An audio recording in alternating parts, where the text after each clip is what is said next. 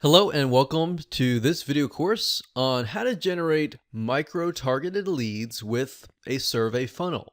This is video number 1, which is the introduction and getting started. Now, first things first, before we get started, I want to make sure that you are in the right mindset. The goal here is to get leads, obviously, but before you can do any of that, I really want you to pause for just a minute and put your own thoughts aside. Now, what do I mean by that? Instead, I want you to put yourself in your prospect's shoes. They all have very different reasons from buying from you. So your goal at the end of the day is to try to understand what they are. Can you do that? So go ahead and pause right now and get into that mindset.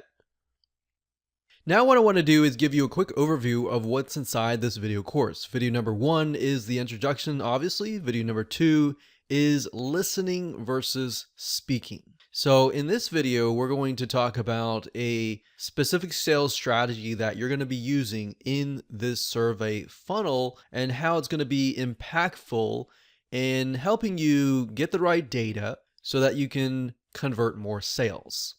Video number 3, we're going to talk about your end goal. Video number 4, we're going to talk about your product and service. Video number 5, we're going to talk about the buyer that fits, or in other words, trying to figure out the buyer that will fit your end goal, that will want your product and service. Video number 6, we'll talk about the typical day of a buyer. Now, the reason why we need to understand this is to get in a better frame of mind of what your buyer is thinking.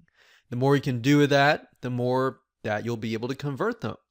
And of course, video number 7, we're going to talk about the survey form, and we're going to map it all out in video number 8.